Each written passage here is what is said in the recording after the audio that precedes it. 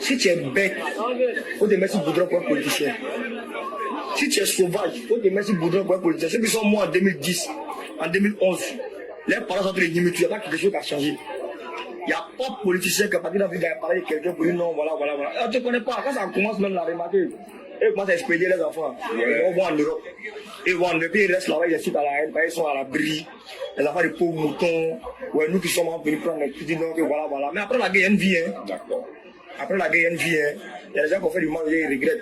Bon, ceux qui ont des acharnés, ils n'ont pas vu qu'en 2002, en 2010, moi, les gens encore petits. Mais nous qui avons vu dedans, on peut plus se remettre dedans. C'est pas possible. Donc, s'ils sont conscients, en fait, les politiques là, lève-toi, va voter calmement, on va faire brûler quelqu'un. Ton candidat, tu gâtes ton cœur. Mais le débat politique, tu vois que non, c'est la faute de ma côté. Ah. Okay. Merci beaucoup, mon vieux.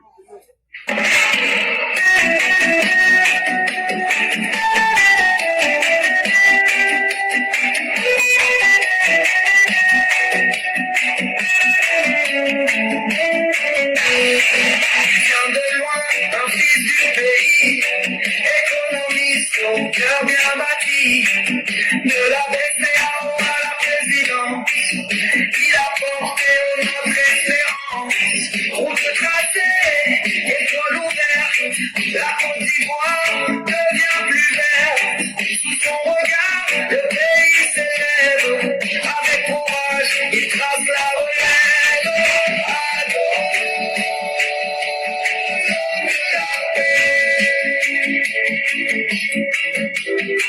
le bâtisseur pour le feuillier. Le 25 octobre, la voix du peuple dira encore avec toi, on ira plus bas, plus haut, plus loin. Alors s'il vous plaît, c'est notre choix divin. Les ponts, les trains, les hôpitaux, les jeunes qui rêvent un avenir plus beau sous sa main. La stabilité, la justice, la modernité. Il écoute, il avance sans bruit. Un chef d'État noble dans la pluie. Malgré les vents, il reste debout. Avec l'amour du peuple parti.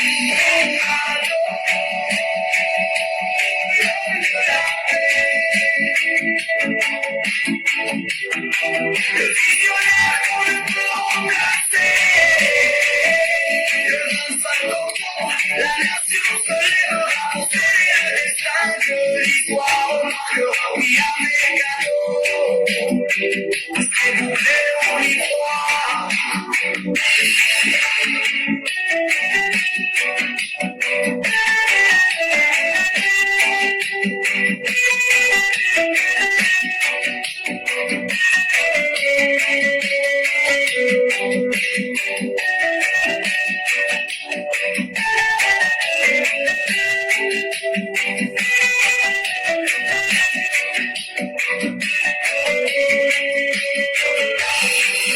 Et la jeunesse chante son nom dans les rues d'Abidjan, Bouaké, Korogo. Un avenir écrit avec passion dans l'union, la paix et le drapeau.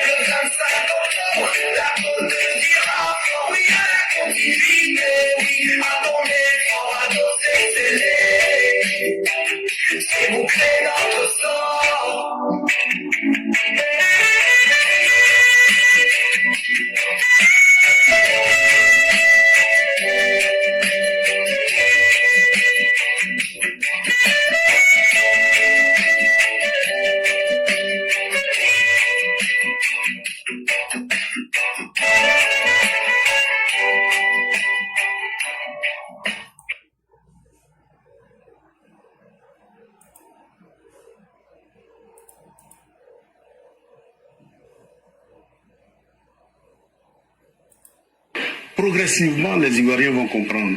Progressivement, les militants du PPACI vont comprendre. Que devraient comprendre les Ivoiriens et les militants du Laurent Gbagbo est en otage. Pris en otage par qui? Je n'en dirai pas plus. Ils découvriront avec le temps. Nous avons demandé Je ne dirai pas plus. Je ne dirai pas plus. Allons-y. Mais les Ivoiriens découvriront avec le temps. En interne, beaucoup vous reprochent. Ah, vraiment. Tiens, vous, en fait, de votre otage là, là, ça devient sérieux. Hein. Tout le monde dit le président Gbagbo est en otage. Aïe. Tiens, c'est vrai, vraiment. Hein. Ah. Bon, quelqu'un qui n'est pas libre, comment est-ce qu'il peut libérer la Côte d'Ivoire? C'est un mot que je n'arrive pas à comprendre. Ah, chaque fois, il est en otage. Je regarde. Et puis, le vice-président dit qu'il est en otage. Ce que ça va, c'est vrai, c'est sérieux. Hein? Hey. Non, il faut le libérer. Sinon c'est pas bon. Et on peut faire ça à Daba. Mais le PPACI aujourd'hui, qui est en réalité le FPI, c'est avec quelle idéologie il fonctionne? Quand tu leur demandes, ils te disent nous sommes socialistes. Mais dans le socialisme là, il y a plusieurs démembrements, il y a plusieurs idéologies. Ceux qui sont du PPACI, en fait là, c'est un faux produit qu'ils sont en train de vendre, parce qu'eux-mêmes ils savent qu'ils ne peuvent plus venir avec l'étiquette FPI devant les Ivoiriens. Parce qu'ils ont un passif assez lourd, un passif qui est miné d'échecs et de médiocrité. Et ça là, ils ne peuvent pas. Ces personnes-là, ah non, c'est la guerre, c'est comme si. Mais votre Gbagbo a dit que la guerre qui a eu en Côte d'Ivoire, là, que ce n'était pas suffisant pour empêcher le pays de fonctionner. Et je tiens à vous dire ici, lors de la fête de la paix à Boaké, au stade, c'est votre Laurent Gbagbo là qui a dit devant tous les Ivoiriens que lui, son meilleur premier ministre, il s'appelle Soroguium. Mais s'il n'y avait pas eu la guerre, est-ce qu'il aurait eu son meilleur premier ministre? Donc là où il était fier de brandir son meilleur premier ministre, quelqu'un qui n'a pas pu trouver dans le FPI, qui était la personne de Soroguium, vous êtes obligé de nous faire le bilan de sa gestion. Et ce que vous ne pourrez jamais faire. Vous prenez l'argument fallacieux facile que c'est la guerre. Mais la guerre n'était pas partout en Côte d'Ivoire. Le même Gbagbo nous dit qu'il y avait une partie utile où tout fonctionnait correctement. Qu'est-ce qu'il a fait là-bas aussi? C'est surtout d'exploiter les questions, on parle de responsabilité. Mais pour revenir rapidement, je vais faire un comparatif entre les propos d'Awa Don Melo et ce qu'est véritablement le PPACI-FPI. En réalité, si vous demandez à n'importe quel partisan du PPACI de vous dire la ligne idéologique véritable du PPACI, ils ne pourront pas.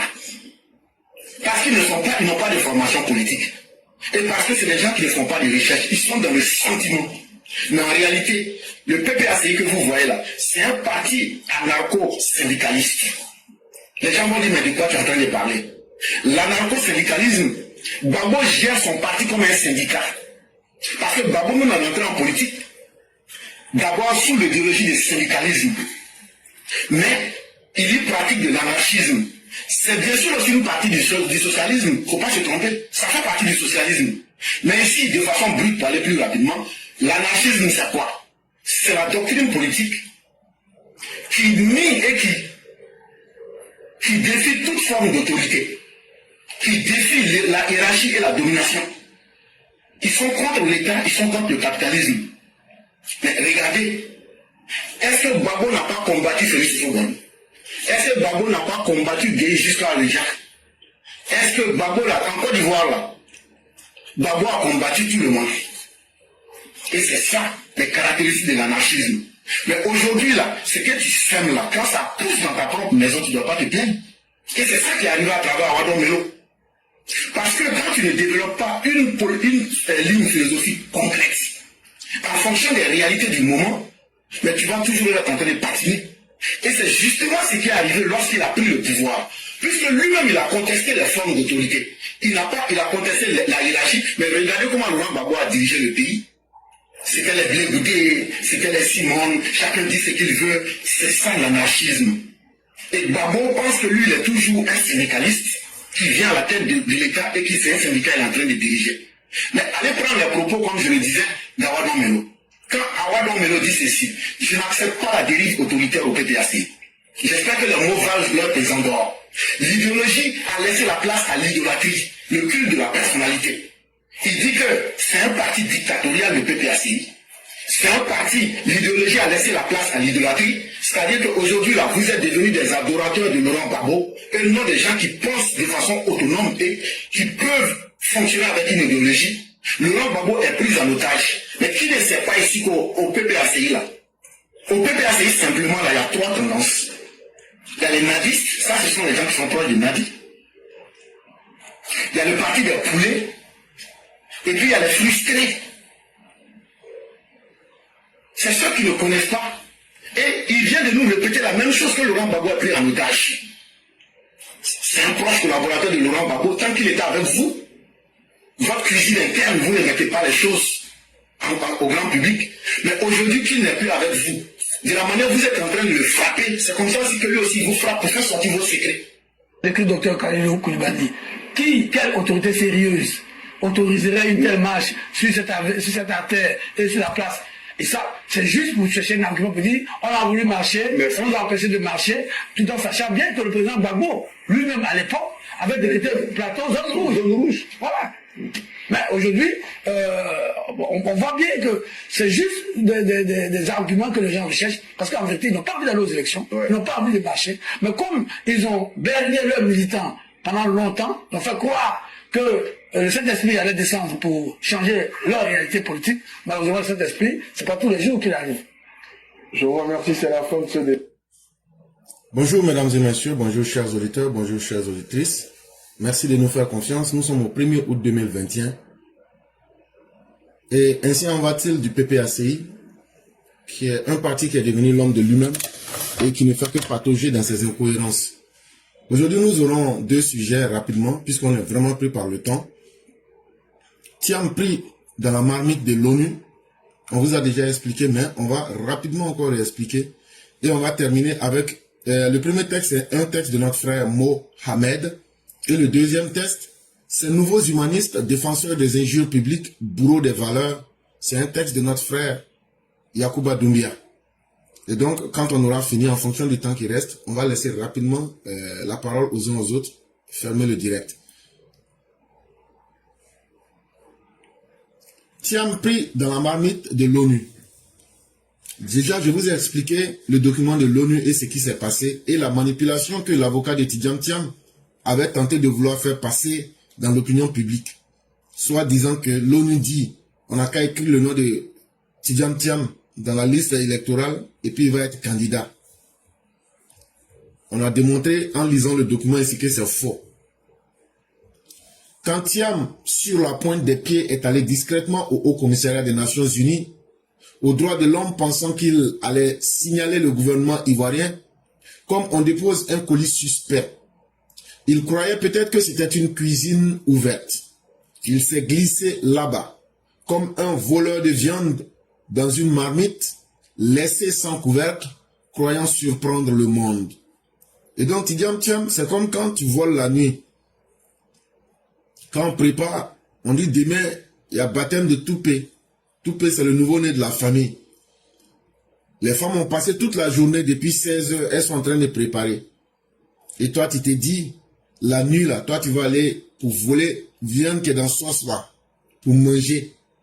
Et puis maintenant, matin, on ne saura pas qui a fait. Donc, au moment où tout le monde dort, Thiam s'est réveillé comme un voleur de viande en pleine nuit, dans la sauce. Il est parti à l'ONU. Il pensait que quand il va aller là-bas, là, il va aller gâter le nom de la Côte d'Ivoire. Et comme ça, là, ça va se gâter pour nous tous. Et puis le nom de la Côte d'Ivoire sera gâté pour ajouter dessus. Donc il est parti. Il pensait qu'il allait dans une cuisine. Il est rentré là-bas comme un voleur. La marmite était ouverte. Lui maintenant, là, il a mis sa main dedans. Parce qu'il voulait surprendre tout le monde le matin. Quand on va se réveiller, on va dire, ah, mais qui a passé ici? Mais ce qu'il ne savait pas, c'est que là où il veut aller, Ado, attendez par là Alassane Draman Ouattara, est déjà passé, repassé, et a même laissé sa recette sur le mur. Mais ce que Chaka Dia ne sait pas, c'est que dans la cuisine là, Les femmes, elles n'ont pas oublié de mettre une caméra dans la cuisine. Et c'est ce que Ado a fait. Quand on vous dit que la Côte d'Ivoire est bien assise, bien positionnée là, il a oublié que la Côte d'Ivoire est membre non permanent des Nations Unies. Il n'y a rien qui peut se passer dans le monde aujourd'hui si la Côte d'Ivoire n'est pas là et puis on nous informe. Quand tu es membre non permanent de l'ONU, ça veut dire tous les problèmes du monde là. On dit tu es là comme le témoin. C'est bon ou c'est mauvais ou c'est à toi. On va expliquer ça. Toi tu as arrêté devant nous tous. C'est comme caméra, ça bouge pas. Donc là, les femmes ont placé caméra dans la cuisine là. Elles disent on ne connaît pas les intentions des gens. On n'a qu'à placer caméra dans la cuisine. Caméra d'Alassane Ouattara là, c'est son représentant. En tant que membre non permanent des Nations Unies, il est toujours calé là-bas, il ne bouge pas. Pendant que lui débitait ses discours pleins de morgue, d'arrogance, de suffisance et d'illusion d'empereur de quartier de Paris 16, pensant que l'ONU allait servir son plat à l'envers, le chef cuisinier du multilatéralisme lui a juste dit « Mon petit, ici, on ne sert pas le n'importe quoi. » Donc, au moment où il pensait qu'il a fini son kata, il a bien placé ses pions. Maintenant, là, Côte d'Ivoire à chaud. Il était assis et puis il attendait sa réponse. C'est là maintenant. Le chef cuisinier Alassane Ouattara, celui-là même qui est pluridimensionnel, celui-là même qui a ses ailes déployées partout, lui a dit, mon petit, la cuisine où tu es rentré là, ça là, c'est des plats pour les invités, c'est pas pour n'importe qui. C'est pas n'importe qui peut venir manger ici. Donc ce qui est mieux pour toi là, faut aller où il y a n'importe qui. Dans les quartiers de Paris 16, et puis là où il y a les Woubi là, faut aller là-bas. Tu vas rencontrer beaucoup de n'importe qui. Mais actuellement ici là, c'est pas ta place, tu es trop petit. D'après les Djoula, il Djouka Missé. Tu peux pas. Il dit que il Djouka Missé, tu peux pas rentrer ici là. C'est trop fort pour toi. Et qu'est-ce qu'on a vu? Boum!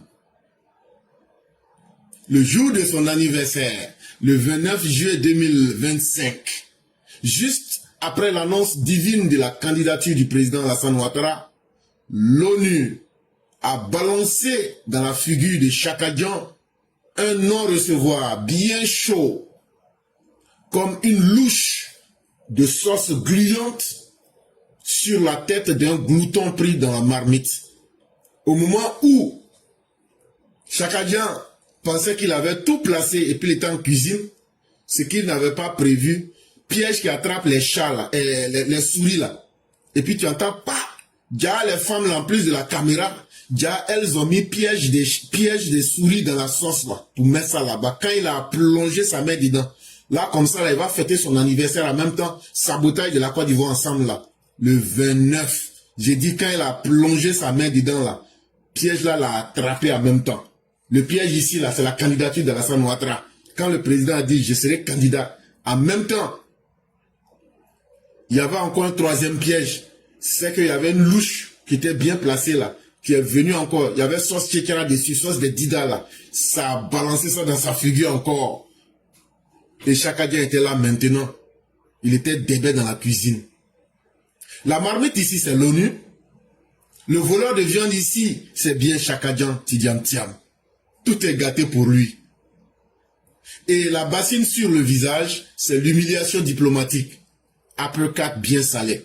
Et donc là, il a pris un chaos technique.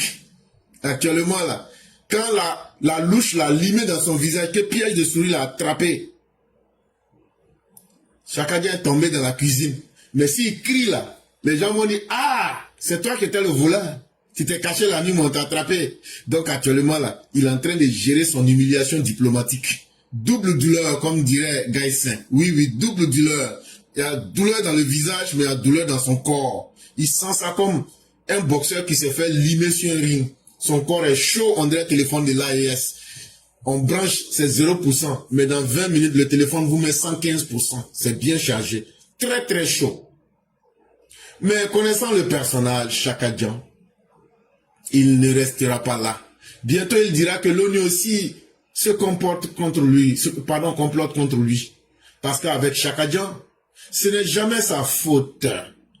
Ce sont les autres. Dans sa tête, l'enfer, c'est les autres. Et donc, Chakadjan, la justice suisse est raciste. La justice suisse est raciste.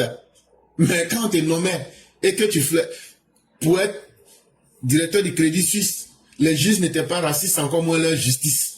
Mais il ne faut pas accuser Chakadjan. Même le bon Dieu, même là, Chakadjan peut l'accuser.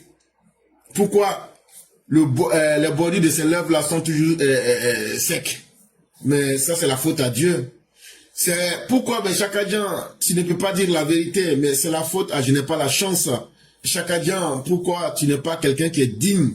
Parce que c'est la faute à mes pères. Chakadjan, pourquoi tu ne peux pas adopter une ligne correcte? Non, c'est la faute à tout le monde. Maintenant, la dernière personne qu'il faut accuser, c'est l'ONU. L'ONU doit être raciste. L'ONU, ils doivent être des gens qui n'aiment pas peut-être le Nangadef. Et donc, quel malheur. Et surtout, il ne sait pas pourquoi les gens lui font tout ça. Parce que lui, il a toujours raison. Et surtout, sa bonne, c'est une poubelle. Et Atu Banga, lui, il est un, vous savez.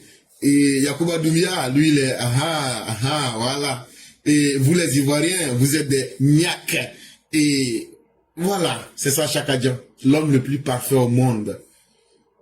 Celui-là même qui ne dit jamais de mensonges. Et il nous dira bientôt que l'ONU serait peut-être xénophobe, puisque le mot raciste a été déjà utilisé. Oh là là, qu'allons-nous faire, chers parents? C'est encore votre faute. Vous qui venez sur la plateforme Éclaireur Pro Vérité, vraiment c'est votre faute. Pourquoi vous continuez à pousser Chakadjan pour faire de lui votre enfer? Parce que l'enfer, c'est les autres. Et s'il vous plaît, cessez d'être un enfer pour Chakadjan. Donnez à l'enfant gâté du quartier ce qu'il veut. Chakadjan veut qu'on lui mette une tétine dans la bouche. Mais Chakadjan, la classe Éclaireur Pro Vérité va aussi t'offrir une trottinette pour ajouter dessus. Si tu pensais que tu étais venu à la maternelle, on va te dire que faire la politique n'est pas un jeu d'enfant. Et tu l'apprendras à tes dépens.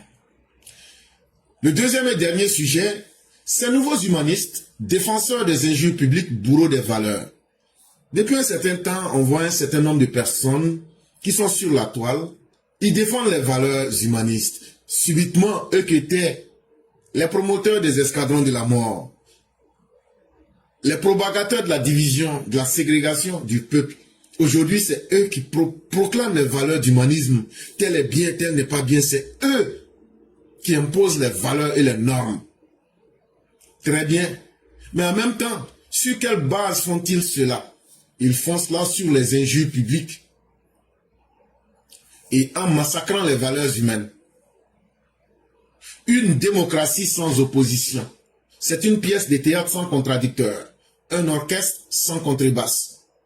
Est-ce que vous avez une fois vu une pièce de théâtre où il n'y a pas d'acteur? C'est-à-dire, toi, tu as payé ton argent, on t'a dit qu'il y a un théâtre ici, que c'est très intéressant. Tu as payé ton argent, tu allais t'asseoir. Quand tu t'es assis là, après tu vois les meubles sont déposés, mais il n'y a pas d'acteur.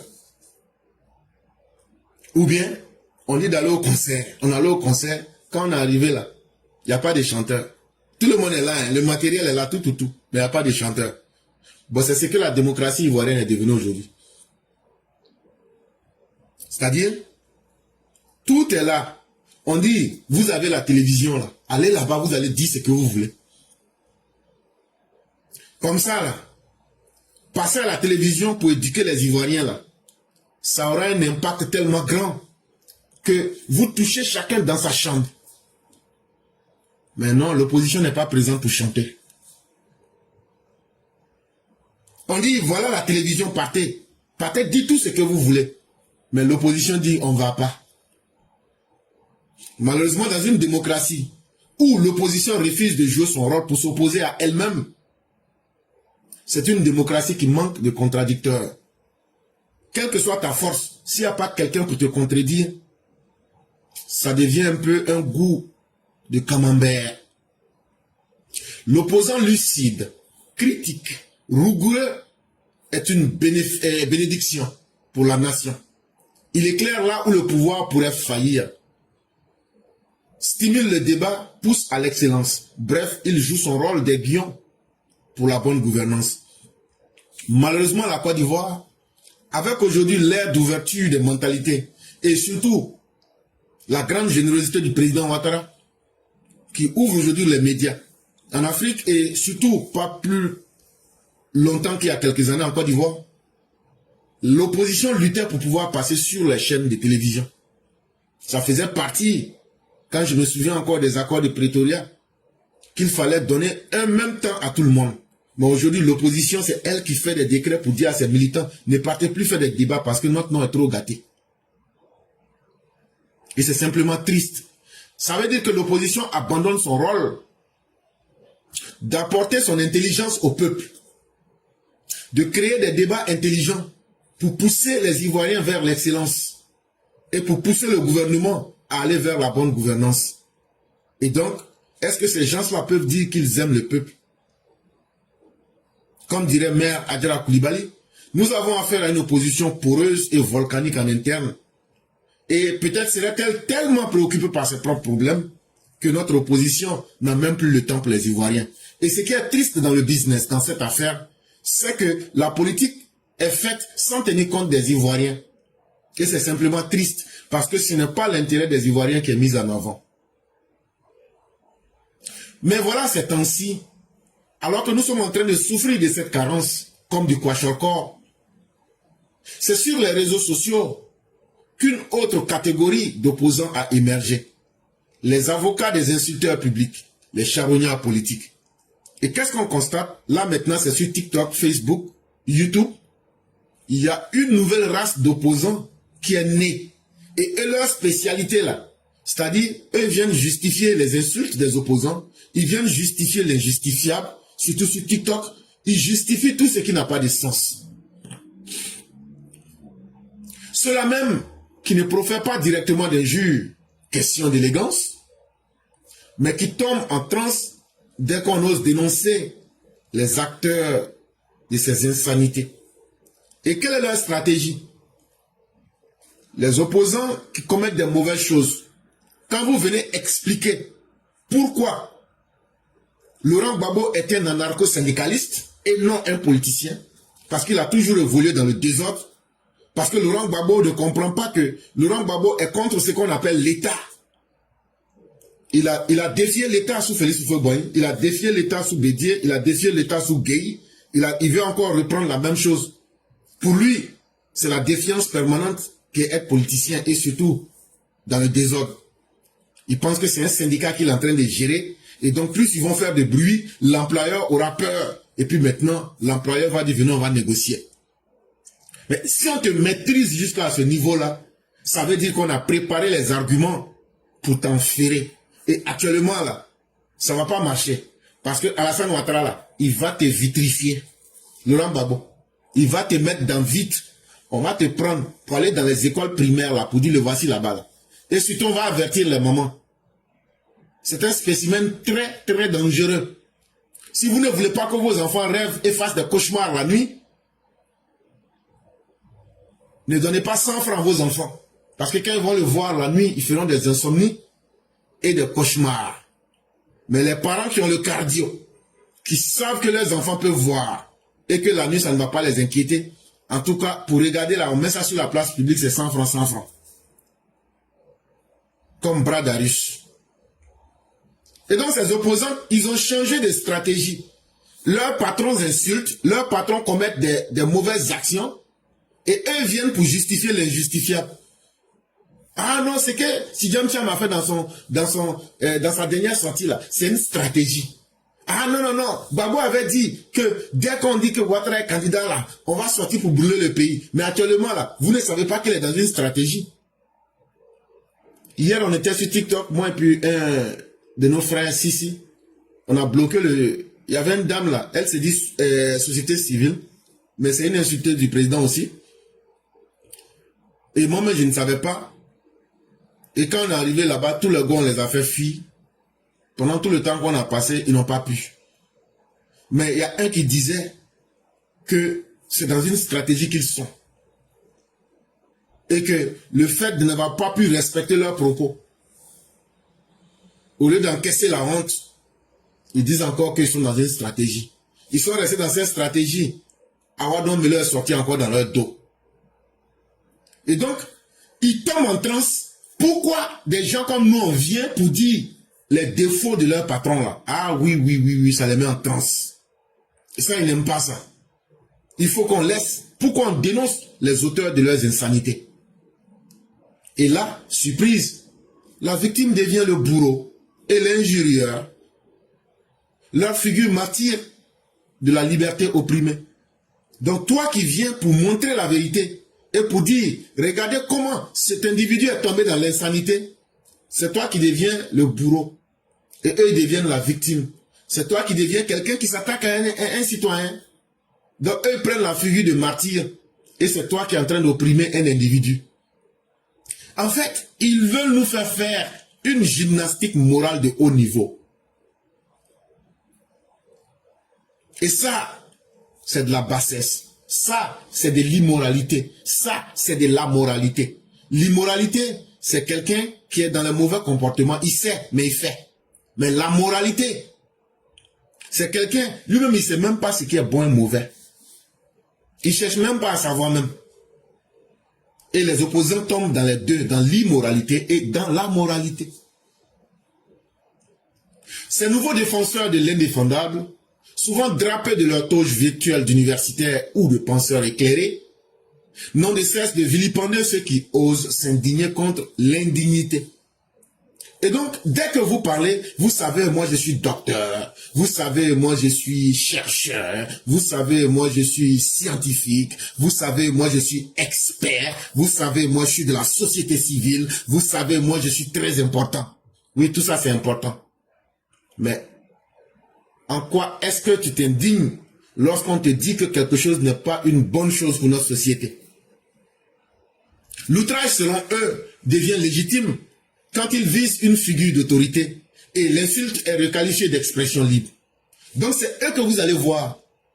Quand les opposants insultent ou bien font des mauvaises choses, ou bien les enfants qu'ils ont envoyés pour insulter là, qu'ils ont payé là, ils disent mais c'est la libre expression. Ça veut dire, eux, ils envoient des gens pour insulter les papas des gens, des soi-disant professeurs. On leur demande, mais pourquoi Babou et puis Chaka Djan, vous envoyez les enfants des gens pour insulter les gens? Ils disent, mais c'est la libre expression. Voilà ce qu'ils trouvent pour justifier. Donc, toi qui as été insulté là, toi tu ne laisses pas qu'on t'a insulté. Celui qui est sorti comme éclaireur pour venir, mais pourquoi vous insultez alors qu'on vous demande des idées? On dit éclaireur, toi, c'est quelqu'un qui est mauvais. Tu es un bourreau. Pourquoi on a insulté? Tu dis, il ne faut pas avoir insulté. Pourquoi tu dis que le procureur doit surveiller tous les cyberactivistes et ceux qui communiquent, mais qui vivent en dehors de la Côte d'Ivoire, pour lancer un mandat d'arrêt? Là, quand on va lancer un mandat d'arrêt, là, ça rentre dans toutes les polices du monde. Là, comme ça, là, tu peux continuer à insulter. Mais le jour que tu vas sortir de la zone où tu es là, un jour partout dans le monde, on peut te prendre. On dit, toi, éclaireur, tu es un escadron de la mort. Parce que tu n'aimes pas que les gens parlent. Parler est une chose, mais tomber dans l'indignité en est une autre chose. Et vouloir justifier cette indignité, on ne peut pas interdire à quelqu'un de parler. Mais ce que tu dis là, est-ce que ça ne blesse pas la liberté d'autrui? Est-ce que ce n'est pas un mensonge? Quand on sort ici pour venir casser les mensonges de l'opposition, ah non, vous êtes des extrémistes, vous êtes des radicaux. Quand on sort ici pour mettre la vérité nue en face des gens, on dit vous êtes devenus l'enfer des autres. Parce que vous ne voulez pas que la chienlit puisse prospérer dans notre société. Quand on veut rétablir un minimum de bonne conduite, de décence, on dit que, ah, toi éclaireur là, tu es très intolérant, tu es un extrémiste, tu es un fondamentaliste, tu es un djihadiste, tu es... Ah. Alors que Alino Faso là, c'est un mercenaire en territoire étranger. Et quand on attrape un mercenaire en territoire étranger, Dieu merci, les autorités même sont gentilles. Quand on attrape un mercenaire en territoire étranger, là, on l'exécute publiquement. Bon, ça là, quand je dis ça, ça choque. Mais tu es un inhumain, toi. Tu n'as pas de cœur, toi. Pourquoi tu dis ça? Or, Alino Faso mettait la vie de 30 millions de personnes en danger. Or, Alino Faso mettait la vie de mon pays en danger. Or, Alino Faso planifiait. Les Burkinabés peuvent-ils attraper un Ivoirien qui planifiait la mort d'Ibrahim Kaka et le laisser vivant? Ce n'est pas l'État de Côte d'Ivoire. En quoi assassinerons-nous un individu qui n'a pas de valeur? Et on ne l'a pas assassiné au moment même où on l'a pris. Mais vous savez que les Burkinabés, même par nature, c'est des gens qui aiment se donner la mort. Tout ce qui est crime violent là, c'est leur marque de fabrique. Burkinabé peut prendre machette, découper quelqu'un comme s'il n'y a rien. Burkinabé peut finir tout ça et puis il va se suicider. Les crimes les plus violents là, c'est avec qu'on voit. Quand tu vois dans Ivoire Hebdo, page 13, chaque soir, quand on a lu les voleurs, sérieux, depuis l'époque de Mathusalem, quand on dit braquage, sérieux, viol des femmes sur les routes des champs, sérieux, aller voler la nuit, il se cache, il quitte un campement pour aller voler dans un autre campement, sérieux. En réalité là, c'est un peuple maudit. C'est un peuple qui a collecté toutes les malédictions et tous les comportements humiliants. Le jour où Dieu se reposait là, c'est ce jour-là. Bon, un tel peuple-là, si un de leurs descendants vient à faire ce que ses ancêtres ont l'habitude de faire, est-ce que c'est surprenant? Mais quand on parle de ça et qu'on dit les choses clairement, les gens ne prennent pas le temps de réfléchir. Non, mais pourquoi tu dis ça? Il est mort. Et nous, on va faire une déclaration. Mais pourquoi vous n'avez pas fait la déclaration? C'était avant-hier que vous devez, PPAC, que vous devez faire votre déclaration. Parce que non, vous avez vos intérêts. Même si vos intérêts là, ça doit brûler 30 millions de personnes là, vous, il faut que vous atteigniez vos intérêts. Donc vous n'êtes pas dans la politique pour le peuple, vous êtes dans la politique pour vos intérêts.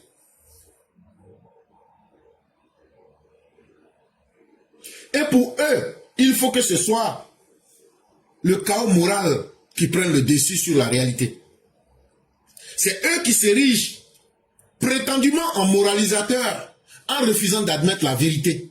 Et quand ils leur demandent, non, c'est la liberté d'expression, c'est la liberté d'expression. Non, pour marcher là, c'est un droit constitutionnel. Vous marchez pourquoi? Ah non, ça a marché pour dire Ouattara n'a qu'à quitter.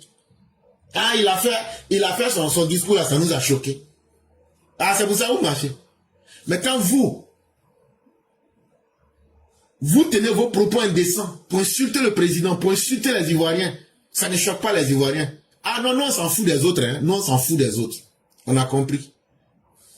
Quand le fils de Babo s'en va, pour dire, on va bientôt là, on va faire coup d'état pour enlever Ouattara pour donner le pays aux vrais propriétaires, ça ne vous gêne pas.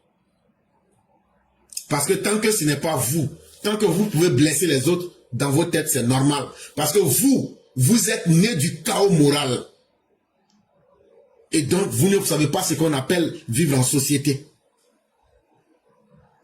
La liberté d'expression, le savoir-vivre, s'exerce dans un cadre, avec des limites, des responsabilités, et surtout une éthique. L'éthique ici, on va simplifier pour parler de la morale. Il faut se donner des codes moraux. Il faut se donner à soi-même des limites, même quand on pense qu'on a la vérité, ou même qu'on a raison. Parce qu'on n'a que sa vérité. En étude de psychologie, lorsqu'on était en train de voir la vérité, on a fait une petite expérience. On a pris un ballon. On a peint une partie du ballon en blanc et un autre côté du ballon en noir. Et on a déposé sur une table. On a placé deux personnes qui se regardaient l'un en face de l'autre. Et quand on a demandé à l'autre, la balle là à quelle couleur? Lui dit, moi je vois rouge. Et l'autre qui était de l'autre côté, au côté opposé, on lui demande la balle là à quelle couleur? Lui dit, il voit jaune. Et ceux qui étaient assis au milieu étaient confondus. Parce que eux ne voyaient rien. Eux ne voyaient ni l'autre côté, ni l'autre côté. Parce que quand tu es devant, tu ne vois que ce que tu vois devant. Donc eux ne voyaient pas la couleur qui était dans les deux côtés opposés. Donc vous voyez ici qu'il y a trois vérités. Parce que ceux qui étaient assis en face, eux ne voyaient même pas les couleurs qui étaient dans les côtés. Mais celui qui avait dit que la balle était rouge, oui, la balle était rouge selon l'angle que lui voyait. Et celui qui a dit que la balle était jaune, lui avait aussi raison parce qu'il voyait l'angle. Et donc, qu'est-ce qu'on a fait? On a demandé aux deux personnes de changer de position. Les personnes qui étaient les plus opposées, parce que ce que j'ai vu, c'est ça qui est la réalité. Quand les deux personnes là, on leur a dit, bon, toi, reviens à la place de l'autre et toi, va à l'autre place. Qu'est-ce que vous voyez? L'autre qui disait avant qu'il voyait rouge, il dit maintenant, je vois jaune. Et l'autre qui disait que lui voyait jaune avant, il dit, je vois rouge. Et donc, la vérité là, quelle que soit votre vérité là, ça demeure votre vérité. Parce que le monde là, on ne voit pas le monde. Personne ne voit le monde tel qu'il est. On voit toujours le monde selon notre manière de percevoir. Le monde là, je comprends ça en fonction de la manière que je perçois le monde. Parce que mes sentiments ne peuvent pas être tes sentiments. Et donc si j'impose ma vision du monde comme une vérité immuable, une vérité inchangée, je suis en train de faire du mal non seulement aux autres, mais je suis en train de moi-même me faire du mal parce que je me ferme à la connaissance. Et c'est dans ça que notre opposition s'est inscrite aujourd'hui, pour créer son propre chaos moral, sans tenir compte des autres. Elle est dans l'irresponsabilité. Elle ne se donne pas de limites. Elle ne se met pas de moralité. Elle ne fait pas de place aux autres. Ce n'est pas tant la défense d'un insulteur public qui dérange. C'est plutôt l'hypocrisie et l'amertume de voir un pouvoir qui fonctionne, d'une administration qui tient debout, une stabilité qui ne laisse pas place au désordre. Mais en réalité, nos opposants, faut pas voir qu'ils sont sortis pour dire non, il faut laisser les enfants là, ils n'ont rien fait. Mais Gbagbo là, quand tu l'insultais là, tu te retrouves au cimetière. Donc dites merci à Alassane Ouattara qui vous offre aujourd'hui des prisons où on vous donne à manger, où on vous donne. Et ah oui, hier les gars m'ont dit, s'il vous plaît, que je suis Camerounais. Oui, le cyclone. Hier, tes parents Gore m'ont traité de Camerounais. Ils disent que je suis un Camerounais que Ouattara a loué pour venir gâter leur business. Ça, j'oubliais. Et ceux qui ont suivi le direct, quand on les a bien mal, ils disent que toi, éclaireur, tu es Camerounais. C'est là que je lui ai dit, mais je viens de quelle région du Cameroun? Il dit qu'il ne dit pas ça, mais que je suis un Camerounais. Et que mon accent là, c'est un accent camerounais. Et donc, vous devez vous-même capable de juger. Et sachez que je suis un mercenaire intellectuel de la gamme de Franklin de Bamenda, de Nathalie Lajambe et autres.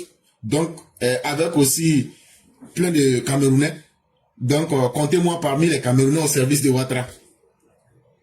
Et tout ça, ça ne surprend pas quand ils ont dit à la dernière incartade de Awadon Melo que ce dernier est guinéen. De quoi voudrez-vous encore? Mais un jour, ils diront que Gbagbo est malien. Parce que c'est des gens qui n'aiment pas la vérité. Parce que c'est des gens qui aiment l'outrage public. C'est des gens qui sont dans une hypocrisie. Mais l'hypocrisie aussi, en philosophie, on l'a étudié. C'est un mécanisme de faiblesse. Quand la réalité dépasse quelqu'un et qu'il ne peut plus accepter la vérité, il crée un mécanisme de défense pour nier la vérité et le réel. Et maintenant, il veut lui-même se complaire, se satisfaire en lui-même. Tant bien même que la vérité ne changera pas. Il cherche une forme de stabilité dans le désordre. Aujourd'hui, là, pourquoi le gouvernement de Ouattara travaille, les institutions fonctionnent, et puis le gouvernement prend le temps de leur dire que tout fonctionne, aller vers les institutions. Ah, ça les gêne. Ça les gêne. Quand on leur dit, il y a une constitution, respectez la constitution. Chacun te dit, mais moi je ne connais pas la constitution. Je ne connais pas la constitution, pourquoi tu veux que je respecte? Il faut qu'on laisse place au désordre. Sinon, autant de réussites que certains préfèrent ignorer pour justifier leur nihilisme verbal. Effectivement, notre mère nous sort le mot, le nihilisme et le négationnisme. Ici, on pourrait les rapprocher. Eux veulent tout nier radicalement, sans possibilité.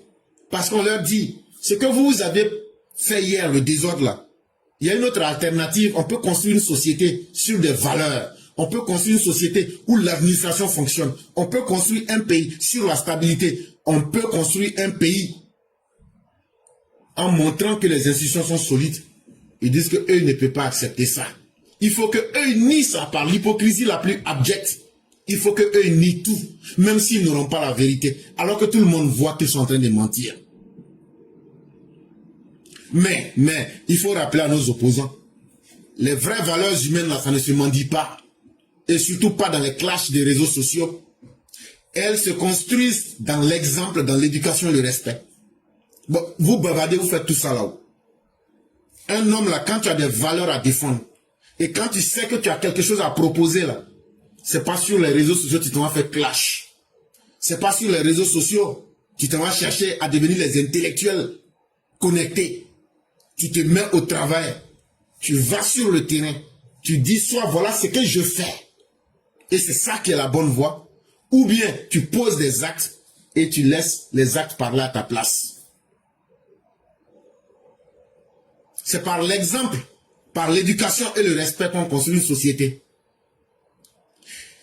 Est-ce qu'il est un peu trop tard pour nos intellectuels des réseaux sociaux pour qu'ils fassent leur mise à jour qu'on appellera ici l'aggiornamiento? Ça dépend d'eux-mêmes, parce qu'eux-mêmes encore peuvent nier le temps. Des gens qui n'acceptent même pas la réalité, ces gens-là sont capables de nier même que le temps est une réalité. Et donc, dénoncer une insulte ne fait pas de vous un tyran. Tolérer une insulte en silence, en revanche, fait de vous un complice. Et c'est pourquoi nous accusons notre opposition d'être aujourd'hui à la dérive morale et même d'être en décadence. Parce qu'elle aujourd'hui, non seulement encourage l'immoralité, mais en même temps, Laurent Gbagbo dit, pourquoi vous m'appelez voleur? Alors que hier, c'est lui qui a dit que Oufo était voleur. Alors que maintenant, venu qu'on lui dise la même chose, c'est lui qui se plaint. Pourquoi on me dit que je suis voleur? Ah, ça ne faisait pas mal à Oufo, hein? C'est à toi que ça fait mal. Et c'est là que tu te rends compte que, comme disait la Bible, ce que vous avez sémé, vous serez tenu de le récolter. C'est comme ça que la vie va. Mesdames et messieurs, je vous dis merci. Merci de nous faire confiance. C'est là qu'on va s'arrêter. On est vraiment pris par le temps. Il nous reste à peine 20 minutes. Tous ceux qui veulent prendre la parole, vous pouvez le faire. Signalez-vous rapidement. Il y a notre mère Delphine Boanik qui nous demande, est-ce qu'on ne doit pas se méfier d'Awadon Melo? Mais tout naturellement, chère mère, c'est pour nous, c'est un épiphénomène. Qu'est-ce que Awadon Melo peut apporter dans la politique ivoirienne? Awadon Melo, dans ses propos, dit que lui, il reste avec Babo, même si ce qu'ils font. En fait, c'est un jeu. C'est du ping-pong pour distraire la mare. Et on lui a demandé, mais pourquoi tu te désolidarises? Il a dit, et vous pouvez voir dans les vidéos, qu'ils disent d'attendre d'abord qu'ils sont en train de préparer quelque chose. Que ce quelque chose-là, il ne le dit pas. Mais c'est un coup d'État. Ils disent que non, eux, ils sont en train de préparer un coup d'État. Et c'est ça qui va faire que Babo va venir au pouvoir. Et donc là, si tu vois qu'eux, ils sont en train de faire tout ça, et tout ce que vous voyez là, ça participe de cette stratégie-là, faire beaucoup de bruit, distraire les gens. Mais ça ne passera pas. Nous sommes très lucides. Au-delà des événements, nous sommes dans les hauteurs et c'est nous qui sommes en haut et qui observons. On voit tout. Et Dieu merci, on ne peut pas se permettre d'être dans nos sentiments, dans nos émotions. Et donc ça nous fait un peu rire, ça amuse un peu la galerie, mais nous sommes très lucides. Et même hier, je l'ai dit sur cette plateforme-là, là-bas, qu'il ne faudrait pas que les gens du RHDP en fassent un gros plat. C'est un épiphénomène, c'est un non-événement pour nous. Et on doit passer à autre chose. Et donc, tous ceux qui voudraient la parole, nous avons déjà 2 personnes qui se sont signalées. Malheureusement, on n'a pas pu bénéficier aujourd'hui des très beaux éditos des Mères Blancs, certainement pris de fatigue. Et donc, vous saurez vraiment nous excuser pour cela. Et ce n'est que partie remise. Sur les 365 jours de l'année, les efforts sont faits, ce n'est pas toujours facile. Et nous espérons que notre mère s'est bien reposée et elle reviendra dès que possible.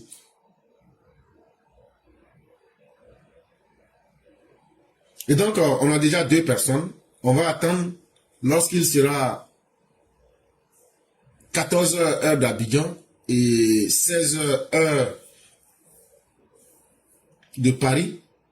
On va donc laisser, c'est-à-dire dans 1 minute, on va laisser donc la parole. Et donc, tous ceux qui veulent la parole, vous partez sur votre TikTok.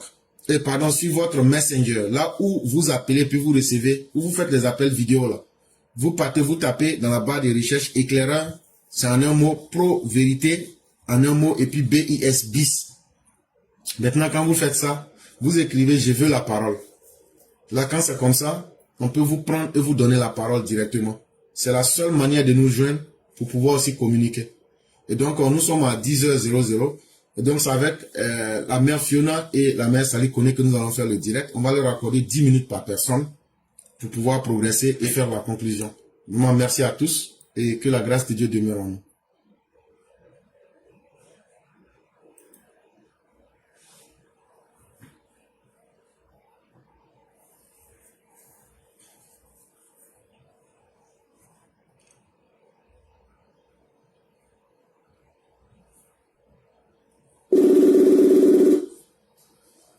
Allô?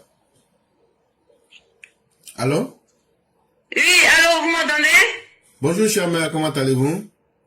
Bonjour, éclaireur, je vais très bien, merci. Et chez vous? Oui, grâce à Dieu, tout va très bien.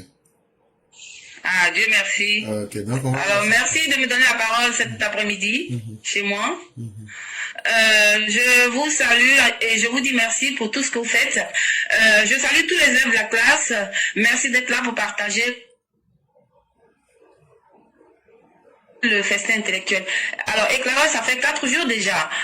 Je veux remonter au 29 juillet, où nous avons pris beaucoup de plaisir à entendre le discours de son Excellence, le président Alassane Ouattara, qui nous a fait plaisir. J'espère que vous m'entendez, on dirait que j'ai des échos, attendez. Non, on vous entend. Allô? Oui, on Ah, vous... d'accord. Oui, donc je disais que... Oui, pardon. Je disais que le 29, c'était le 29, donc on a pris beaucoup de plaisir à entendre le président Ouattara qui nous a dit un oui vraiment pour dire quoi? Pour dire que c'est sans surprise en fait, et que c'est un oui légitime, parce que pour ce qu'il a fait, pour ce qu'il a apporté aux Ivoiriens, je pense que c'est de droit qu'il continue avec nous.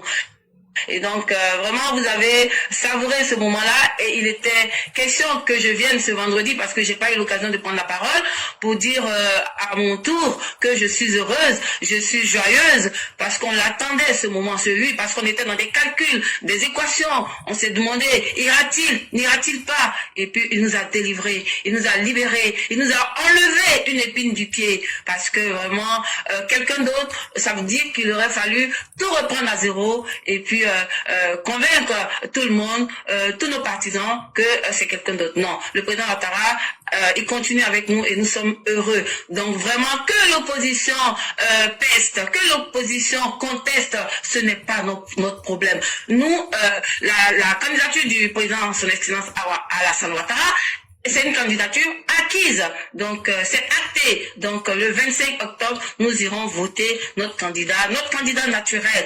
Et donc vraiment, éclaireur, je ne vais pas être long. Cet après-midi, je ne suis pas trop bavarde, je ne travaille pas, donc j'ai tenu à prendre la parole. Vraiment, merci à tout le monde, merci d'avoir cru en notre combat. Merci au président Ouattara pour le oui qui est vraiment un oui de délibération.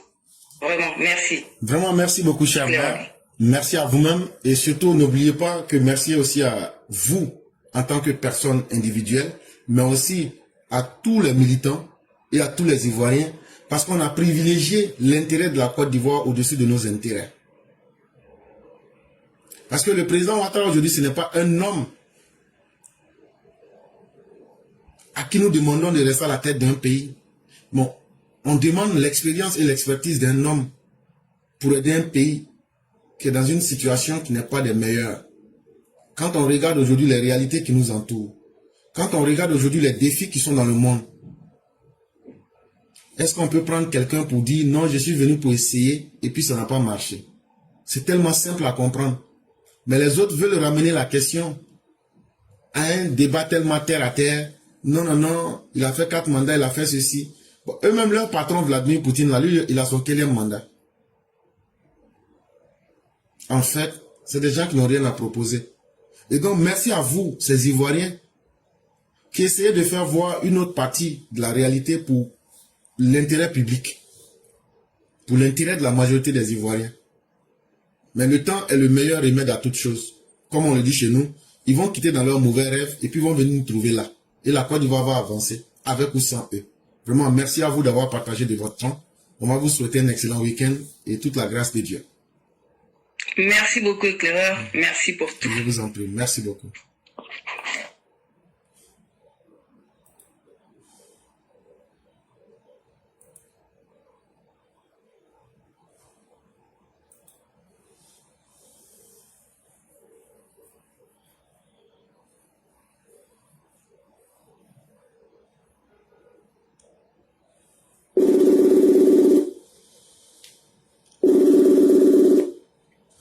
Allô? Allô? Bonjour, cher mère, comment allez-vous? Bonjour, mon professeur, qu'est-ce que toi? Je vais bien, toi? Dieu merci, tout va pour le mieux. Et la famille? La famille va très bien de ton côté. Ça va, grâce à Dieu, tout va très bien. Alhamdulillah. En tout cas, tu vois que papa de m'a délivré la voix est venue et il dit, on est parti comme ça. En courrier, d'après le TikToker, en courrier là. Mais moi, je vous dis que je suis Camerounais. Hein. Ça, depuis... C'est ça, j'ai entendu là. Et puis, comment j'allais de l'autre côté? Donc, bientôt, je vais aller... On dit que je suis un mercenaire qui est là pour aider. Il y a une dame qu'on appelle Clarisse sur TikTok là. Moi, je ne savais même pas. Puisque j'ai vu Sissi là-bas, je pensais que c'était un plateau RHDP en fait. Donc, comme il y avait beaucoup de gars, ils étaient en train de mentir. Que dans ce qui arrivait à Wadon Melo là, que c'est ce que Ouattara a fait à Albert Mabry Touakes. Donc, quand moi j'ai entendu ça, c'est ça qui m'a énervé. Et je suis monté pour leur dire c'est faux. Et puis leur donner les exemples. Donc, quand on est...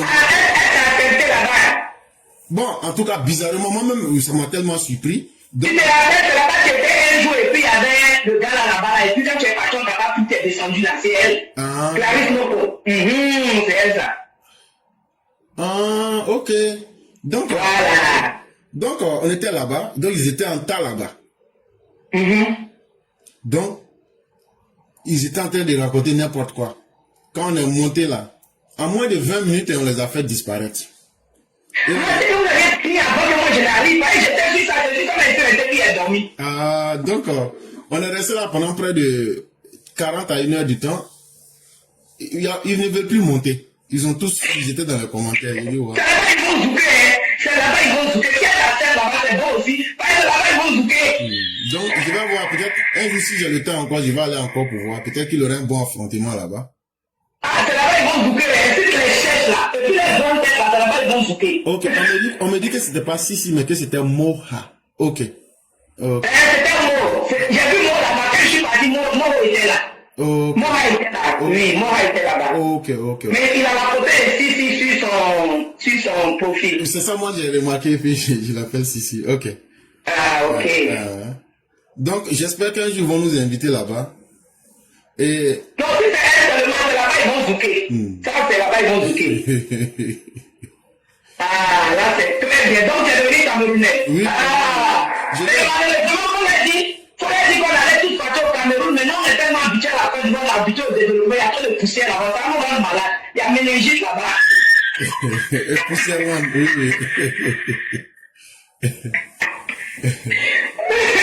Bonjour, professeur.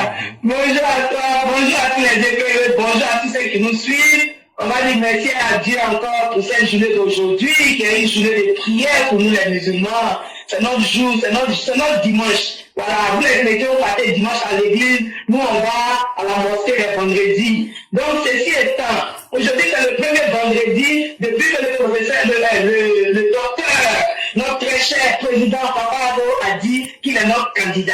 Donc dans la mosquée là, nous faisons des doigts pour le président, prions pour lui. Tous ceux qui vont à la mosquée, ça veut dire c'est des gens de vous aller prier. Donc, ok, donc priez pour le pays, priez pour la Côte d'Ivoire, priez que tout se passe bien, priez que tous les ennemis de la Côte d'Ivoire soient anéantis par Dieu lui-même, que Dieu les empêche de vouloir faire ce qu'ils ont envie de faire, et que les élections se passent comme un jour de fête. On va finir de voter, quand ils vont dire notre candidat a gagné, par nous montrer notre candidat a gagné. C'est pas hier soir, mais c'est son travail qui parle. Voilà, on ne parle pas, on ne se vante pas, mais c'est son travail qui parle. Donc son travail là, quand Hakim Ideba nous a dit que ce sont les pauvres qui vont le voter. Les pauvres vont le voter ou pas, les pauvres vont le voter, les routes vont le voter, comment on appelle, les écoles vont le voter, les universités vont le voter, l'électricité va le voter, le courant va le voter, c'est-à-dire l'eau courante aussi va le voter. Tout cela vont voter le 25 octobre 2025. Donc c'est un jour de fête. Voilà, c'est un jour de fête qui sera le 25 octobre 2025. Quand on va finir, on nous donner le résultat, on va fêter. Que Dieu vraiment épargne la Côte d'Ivoire de tous les brouillards qui se préparent contre la Côte d'Ivoire. Que Dieu épargne la Côte d'Ivoire de tous les ennemis de la Côte d'Ivoire. Que Dieu épargne la Côte d'Ivoire de tout ce qui sera mauvais, de tout ce qui va venir empiéter sur nos élections. Et que Dieu donne la paix à la Côte d'Ivoire. Que Dieu donne santé, longévité à notre très cher Papa Ado. Que Dieu lui donne santé ainsi que tous ceux qui sont autour de lui. Que Dieu leur donne santé, longévité. Et que Dieu leur permette d'apprendre, de leur donner de sagesse pour qu'ils apprennent le côté de papa. Qu'ils apprennent à être patients. Parce que Papa Ado est très patient. Et la patience, c'est le second nom de Dieu. Avec Dieu, c'est la patience. Avec Dieu, on ne se presse pas. Quand ton temps arrive là, nul ne peut empêcher ton temps si ce n'est Dieu lui-même. Si tu vois que quelque chose empêche ton temps, c'est que ce n'est pas ton temps. Parce que Dieu lui-même là, il a déjà établi. Dieu a établi ses autorités. On ne force pas l'autorité. On ne force pas la gloire. Dieu lui-même là, si tu as fait quelqu'un de gloire forcée, tu vas gagner. Il n'y a rien à faire. Donc qu'il soit patient et qu'il s'entende, qu'il serre les couilles. Parce que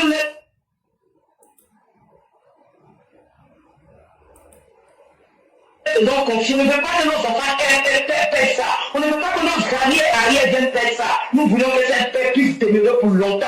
Et il y a quelque chose que le professeur a dit hier. Moi-même, je suis 1000% et on va spéculer dessus. Nous les gens qui sommes partis en diaspora, qui profitons de la paix à la diaspora, qui ne voulions pas que la paix soit dans notre pays là. Ramenez-nous au pays.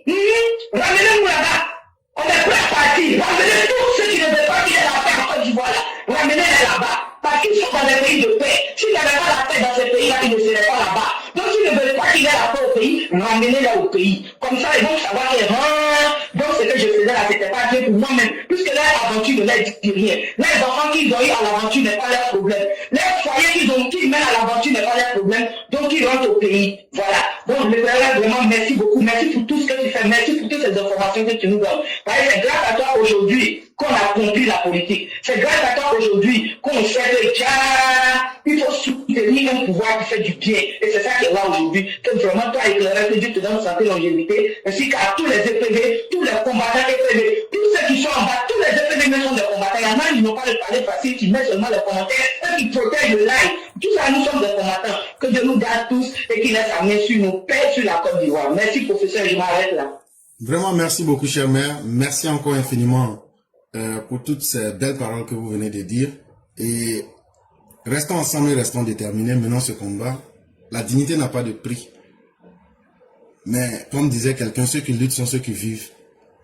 Et moi, je le dis, c'est notre vraie vie qu'on est en train de faire. Et on ne reprend pas. Et aujourd'hui, on est content quand on est en train de poser les bases morales pour que les gens comprennent que non, on ne peut pas continuer dans le désordre. Mais aussi, il faut lutter à partir de l'extérieur.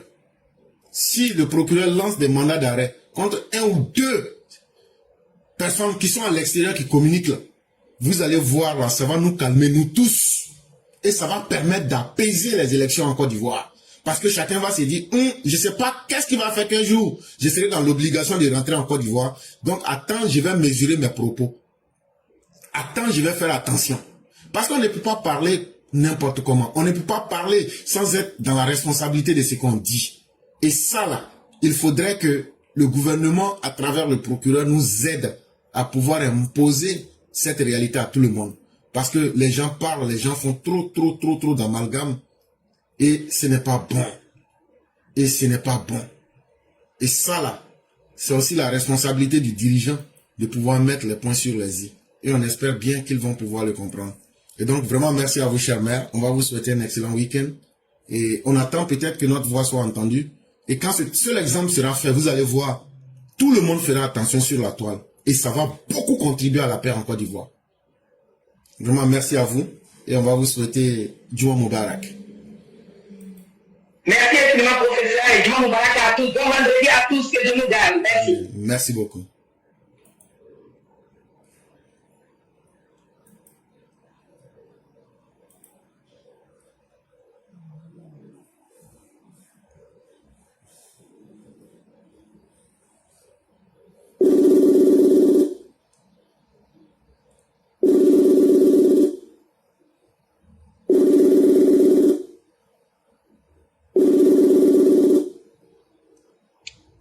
Allô? Allô, bonjour le déclarant. Bonjour, cher père, comment allez-vous? Ça va par la grâce de Dieu, chez vous? Dieu merci, tout va très bien. Tu vois mon barak à vous? Merci beaucoup, et à vous également. Dieu merci, Okay. ça va. Ok, donc on vous laisse la parole rapidement. Ok, je voulais te parler par rapport à ta montée hier sur le panel de Clarisse là. Je n'ai pas beaucoup aimé ça. Vraiment, nous on ne veut pas qu'on vous manque de respect. Ouais, cette plateforme là, c'est une plateforme d'ordure.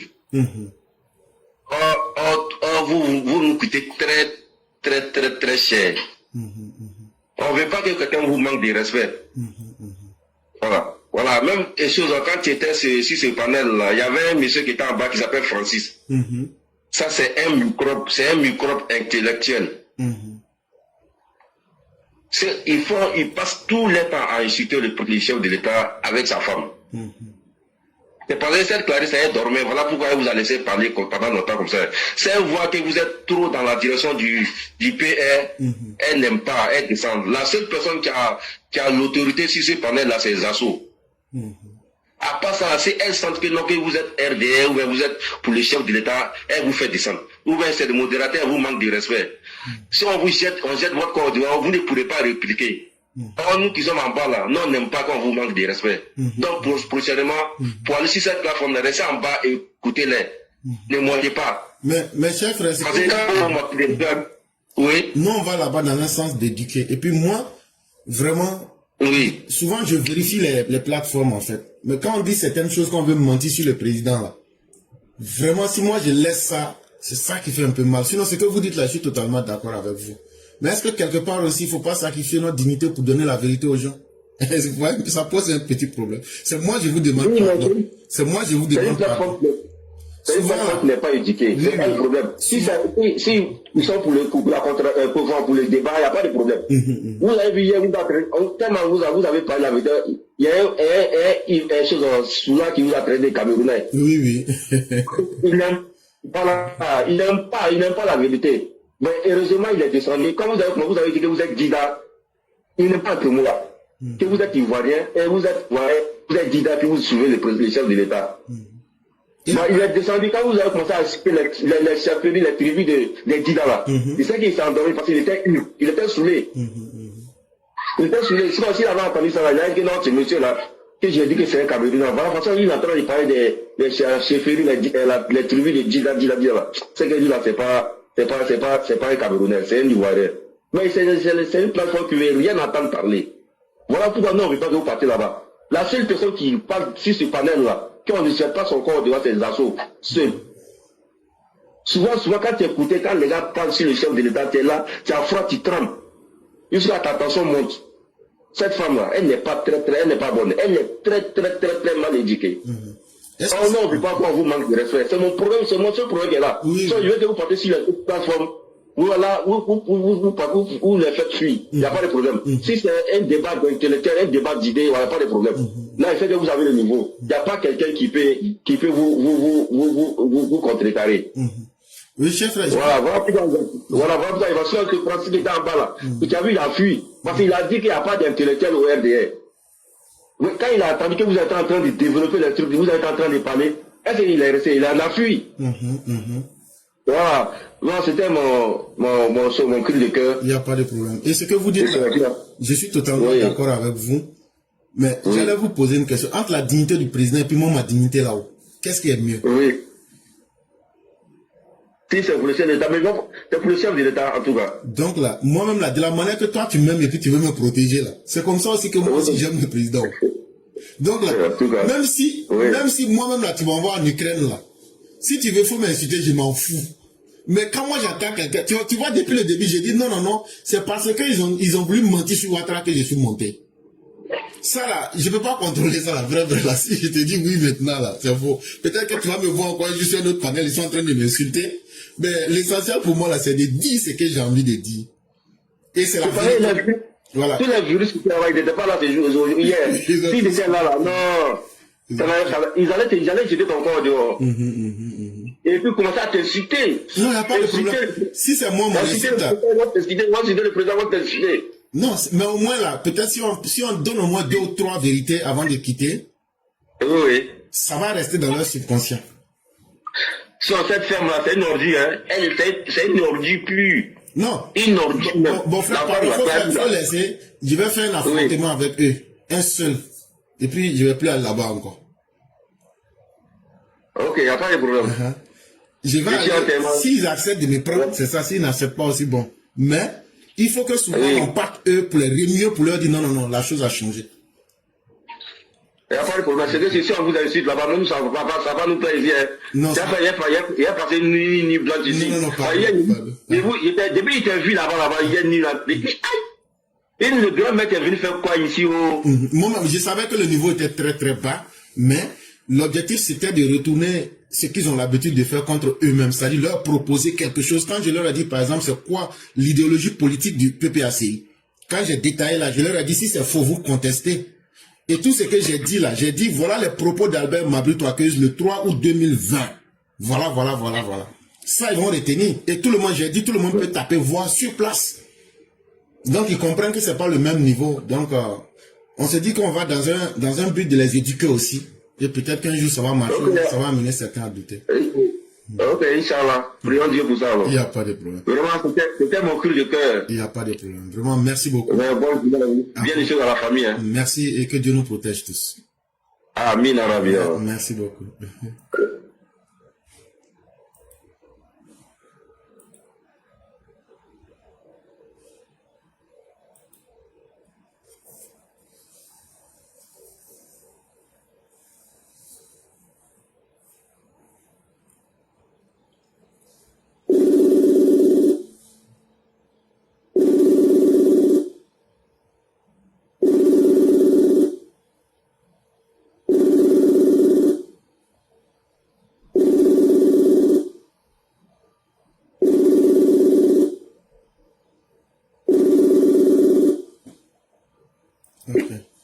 Et donc, il y a Ado 100% qui dit que ce qui est arrivé à Éclaireur hier sur le panel de rescapés, j'ai fait fuir une qui s'appelle Flore et un autre. Et je crois que, chers partisans, vous allez peut-être nous aider à nous comprendre. Nous sommes des combattants. Surtout des combattants intellectuels, nous aimons que la vérité soit dite. Et pour que les gens acceptent ou pas, c'est l'effet qu'on va laisser. Il faut qu'on commence à aller dans leur fief pour leur dire non. Nous maîtrisons la réalité. C'est dur, on va prendre des insultes, on va prendre tout ça, mais ce n'est pas ça le plus important. Nous autres, là, les gens peuvent nous insulter, ça fait rien. Mais c'est mentir ou bien tromper les gens avec le nom du président, là. C'est ce qu'on veut éviter aujourd'hui. S'ils acceptent de nous prendre, nous, on peut encaisser les insultes. Et puis dire ce qu'on a dit, même si c'est en 1 minute. Pour les amener un jour à aller faire des recherches et à comprendre.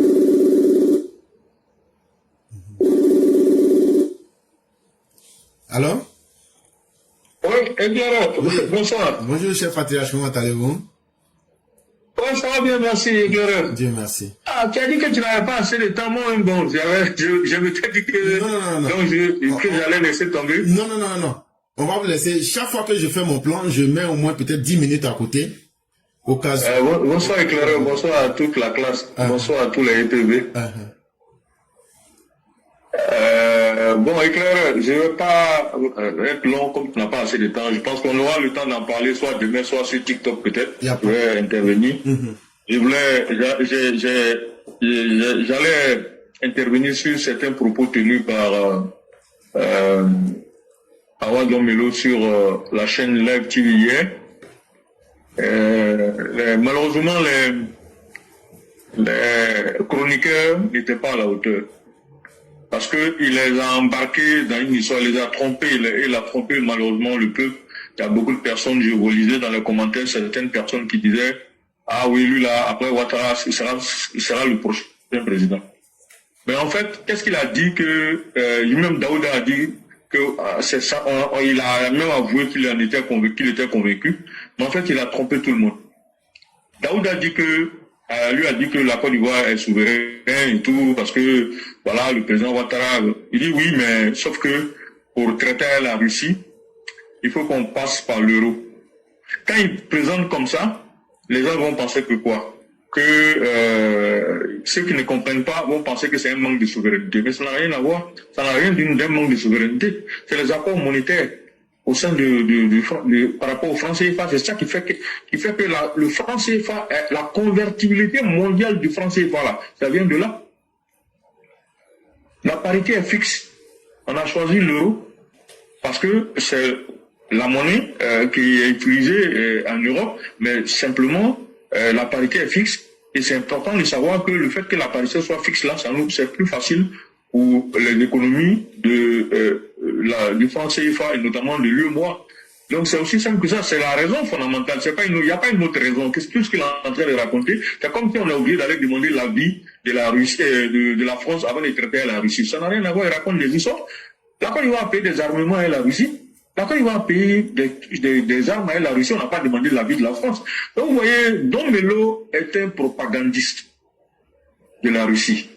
C'est un communiste, c'est un propagandiste de la Russie. C'est des gens qui aiment ce qu'on appelle les syllogismes vrais, mais ce sont les syllogismes dans le fond qui sont faux. C'est-à-dire, quand il va faire un raisonnement sur la forme, tu vois, ça va paraître tellement beau. Cher père, oui. Vous êtes en train de être très concentré. Laissez-moi expliquer un peu rapidement au public. D'accord. Ce que le père est en train de dire là, Awadon Melo là, c'est un menteur. On appelle ça la sophistique. Awadon Melo là, en vérité, c'est un communiste. Ce que le père appelle le syllogisme dans la forme, on appelle ça sur le syllogisme axiologique. Je vous donne un exemple. Nous sommes au village. Je dis par exemple, le père Martial est un mortel. Ça veut dire le père Martial là, il peut mourir. Oh, mon chat aussi est mortel. Donc le père Martial est un chat. Donc quand je dis ça, parce que les deux sont mortels, donc le père Martial peut être un chat, alors que c'est faux. Le père Martial et le chat n'ont pas la même nature. Voilà comment ces gens-là... Quand tu regardes, tu dis, oui, sa logique est belle, hein. Donc le père Martial est un chat. Alors que c'est faux. C'est comme ça ils font pour vous tromper. Donc c'était pour donner un peu une image pour que les gens comprennent. Non, mais c'est une remarque très, très, très importante. Donc, franchement, je tiens sincèrement à ça parce que il faut pas que nos frères et sœurs de RHDP et notamment la population ivoirienne, certaines, bon, donc heureusement pour nous, Don Melo n'est pas très connu en réalité, parce qu'il a été longtemps effacé, c'est quelqu'un qui n'était pas souvent aux avant-postes en termes de meeting politique et tout ça, donc beaucoup de personnes ne le connaissent pas à l'intérieur du pays, mais sur la toile, nos frères, même certaines personnes ne comprenant pas certains termes, les histoires de souveraineté et souverainisme, je vais expliquer. La souveraineté, là, ça n'a rien à voir avec le souverainisme que les gens pratiquent au sein des BRICS.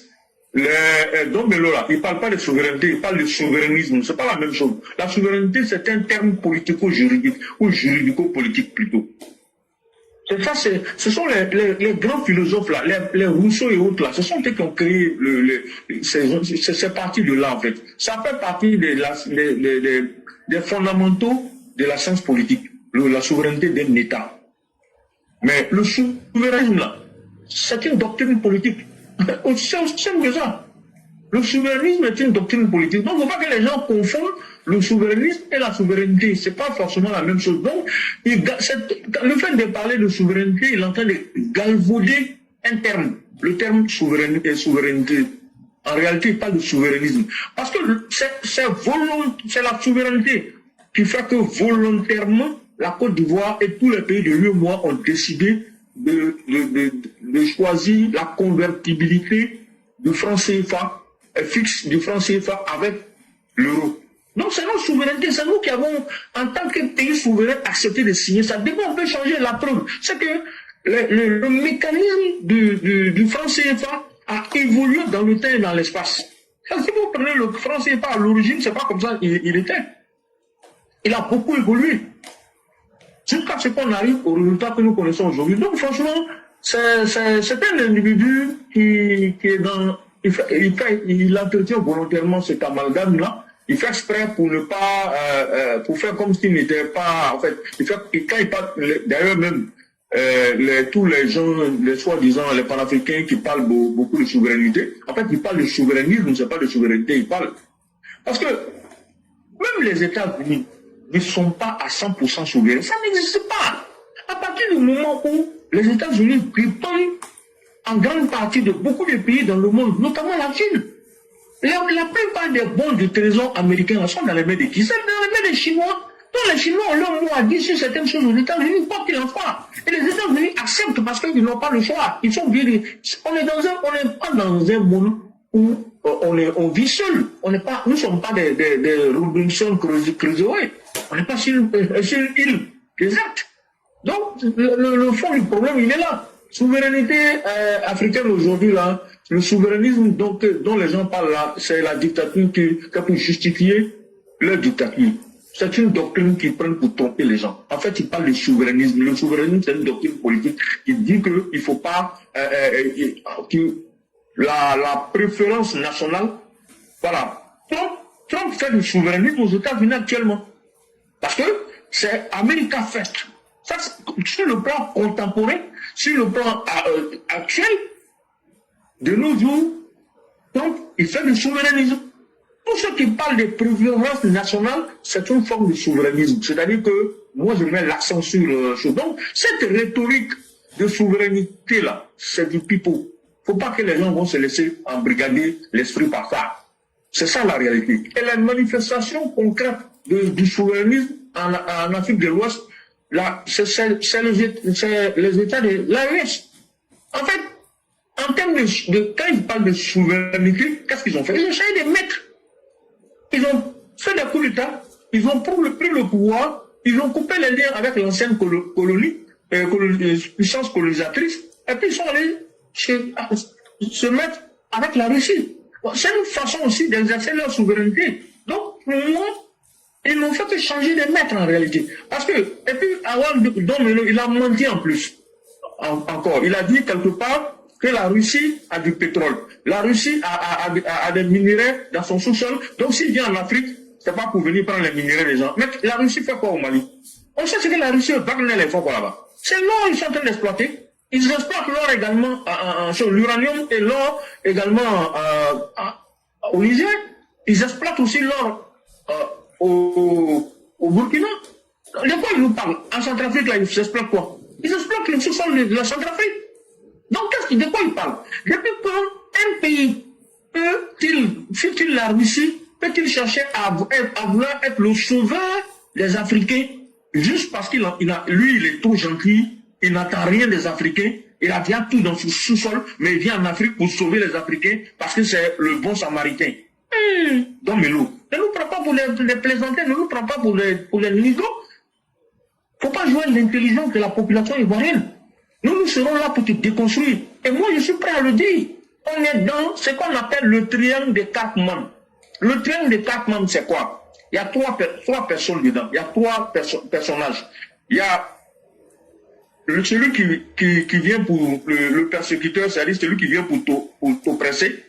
Il y a le sauveur, il y a la victime, et puis il y a le sauveur. Ici, là, on peut considérer l'Afrique, les Africains étaient considérés comme étant les victimes. Dans ce triangle-là. Et les puissances colonisatrices, notamment la France, étant considérées comme le persécuteur, l'oppresseur. La Russie arrive en bon samaritain. Il vient pour vous sauver. Mais ici, le sauveur devient le persécuteur. Après, parce que c'est ça la réalité. Quand on finit d'éjecter la France, mais le sauveur se transmute en persécuteur. Il commence à exploiter le sous-sol. Sauf que, pourquoi les gens veulent qu'on coopère avec la Russie plutôt qu'avec la France? La Russie n'a jamais demandé de faire des élections. Ce n'est pas son problème. Il s'en fout. À partir du moment où lui, ses intérêts sont protégés, il n'en a que. La Russie n'a rien à faire des Africains. Il peut mourir. Mais à partir du moment où lui peut profiter des richesses du sous-sol, des pays avec lesquels il coopère désormais, il n'y a aucun problème. Mais la Russie, il a même menti encore en disant que la Russie a aidé à libérer les pays, pour aider l'Afrique à se libérer du joug colonial. Mais comment? En fournissant des armes pour faire la guerre.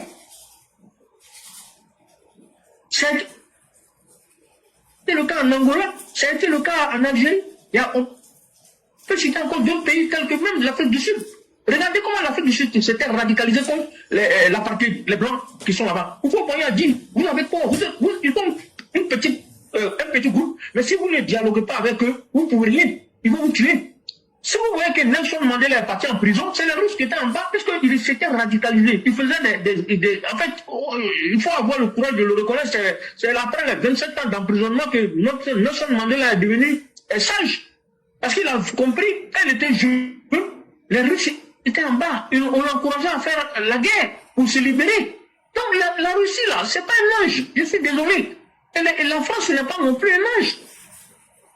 Sauf que le président Ouattara a répondu au multipolarisme auquel les BRICS nous invitent de façon très intelligente avec ce qu'on appelle le soft power, non pas le hard power. Parce que lui, il a compris que, vous savez, le président Ouattara, c'est un monsieur, le fait de dire qu'il est intelligent, c'est l'insulter, c'est un génie.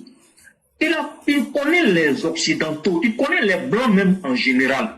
La meilleure façon de traiter avec le Blanc, d'enlever ton doigt dans sa bouche, c'est de ne pas taper sa tête. Si tu tapes sa tête, il va mordre ton doigt. Et c'est ce que tous ceux qui ont tenté de faire ça à les Blancs, au final, ils les ont eu. Et ça s'est très mal passé au bout du compte. Donc, le président Ouattara, il fait quoi? Il coopère avec tout le monde. Il coopère et il modifie sa coopération avec la France sans crier, sans insulter quelqu'un, sans traiter la France de néocoloniale, ainsi de suite. Et qu'est-ce qu'il fait? Aujourd'hui, la France se retrouve parmi les 5 la France qui était en tête de nos les États avec lesquels nous coopérions sur le plan économique. La France se retrouve peut-être 5e parmi les investisseurs ivoiriens en Côte d'Ivoire. Et c'est la Chine qui fait partie des BRICS, qui est un État totalitaire, autocratique, qui se retrouve à la tête des investisseurs en Côte d'Ivoire. Parce que, éclaireur, j'espère qu'on aura l'occasion, pas aujourd'hui, une autre fois, on va expliquer aux gens quels sont les systèmes politiques, que les gens comprennent. Ce que c'est que un système autocratique, un système démocratique, et les différences, il y a plusieurs systèmes politiques qui existent dans le monde. Il ne faudrait pas que les gens confondent vitesse et précipitation, qu'on confonde les torchons et puis les choses, les serviettes. C'est pas la même chose. Les choses sont différentes, les parkings sont partagés. On est dans la coopération internationale. Chaque pays cherche à protéger ses intérêts. Une fois que tu as perdu ça de vue, on dit les pays n'ont pas d'amis, ils ont des intérêts. Si tu as perdu ça de vue, tu as tout perdu, tu n'as rien compris dans les relations internationales. Et je vais m'arrêter là. Comme tu n'as pas suffisamment de temps, on aura l'occasion d'en reparler une autre fois. Je te remercie de cette opportunité que tu nous donnes quotidiennement, de cette plateforme vraiment efficace et très utile à la lutte de libération, je dirais pas de libération, je parle ce terme, mais plutôt à la lutte pour relever le niveau de compréhension de nos chers frères et sœurs.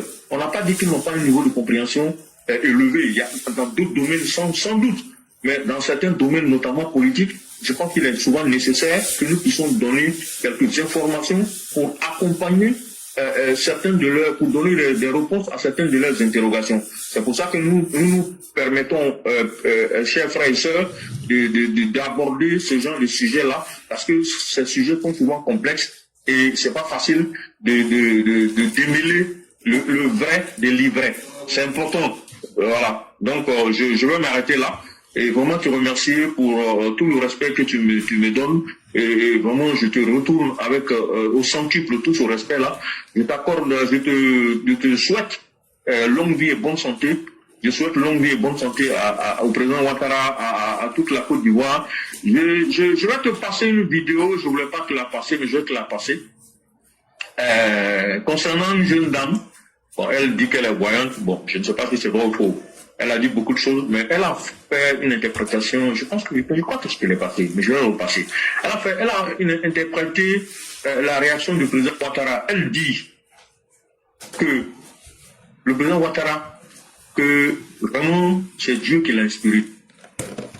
Parce que, oui, sérieux, hein, elle a dit que quand le président Ouattara, que les gens racontent des conneries, que quand le président Ouattara dit que la Côte d'Ivoire est menacée militairement, là, que ceux qui veulent menacer, et tu l'as déjà dit sur cette plateforme, la dame là, elle ne te connaît pas, tu ne la connais pas. Nous tous on l'a dit, elle ne nous connaît pas, on ne la connaît pas. Elle dit que ceux qui veulent détruire la Côte d'Ivoire là, tellement ils veulent détruire, pardon, ceux qui veulent détruire le pouvoir du président Ouattara, là, tellement ils ont la haine du président Ouattara qu'ils ne pensent même pas aux conséquences de la Côte d'Ivoire. Qu'est-ce que les Ivoiriens ne savent pas là? Que si les gens là réussissent leur coup, il n'y aura plus de Côte d'Ivoire. Je répète, elle a dit ça.